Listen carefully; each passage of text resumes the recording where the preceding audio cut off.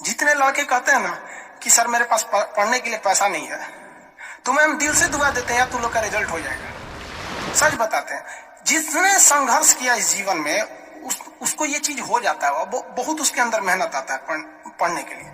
जिसके जीवन में संघर्ष नहीं है कभी आगे ही नहीं जा सकता है, कभी आगे नहीं जाएगा जो संघर्ष नहीं किया। आपको लगता है खान सर यहाँ आ गए, भाई आप कभी देखे होंगे ना, हम कुछ सारे गुरुद्वारा जो होता है ना, गुरुद्वारा, उसमें जाके खाना खाए हम। सोचो गुरुद्वारा में जाके खाना खाए, वो भी नहीं था मेरे पास। गुरुद्वारा में वो लोग ना गरीब अमीर नहीं देखता है, हिंदू मुस्लिम नहीं देखता है, और वहां जाके वो लोग खाना खिला देते हैं। अनाथ आश्रम में जाके खाए, इसलिए आज भी अपना चलाते हैं। तो ऐसा नहीं है कि किसी को कामयाबी बना के मिलती है, लेकिन जो इंसान मेहनत करेगा ना, उसे कभी कोई आगे बढ़ने से नहीं रोक सकता।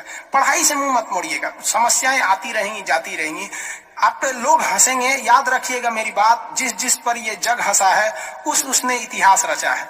हमारे रिलेशन में बहुत से लोग कहते थे कि क्या ये लड़कवा को पढ़ा रही है, क्या करेगा, पढ़ के कोई राजा महाराजा हो जाता है।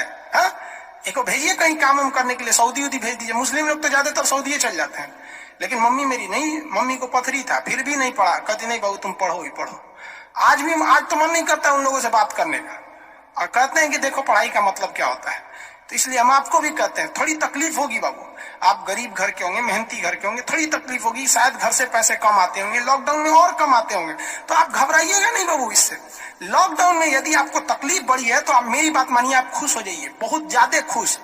रीजन समझिए, रेस में जब घोड़ा दौड़ता है ना, तो घोड़े के पीठ पर बैठा हुआ उस घोड़े का मालिक उसे चाबुक से घोड़े को बहुत मारता है, बहुत मारता है। घोड़ा को दर्द होता है, वो सोचता है कि मेरा मालिक हमको तकलीफ क्यों दे रहा है। उस घोड़े को पता ही नहीं है यार तुम्हारा मालिक तुम्हें जिताना चाहता है।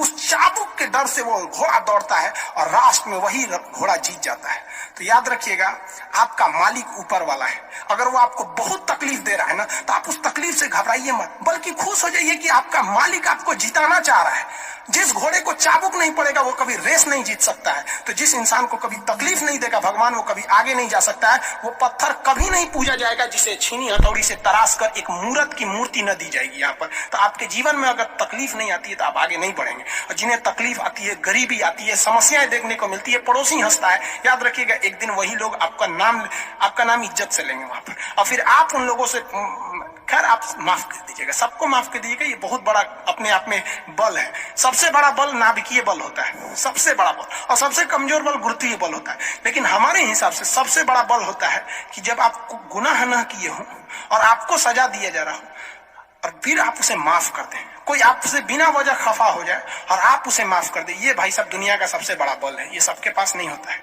अगर ये बल आ गया ना, तो फिर आप बहुत आगे जाए। इसलिए तकलीफ नहीं हो जाएगा, बहुत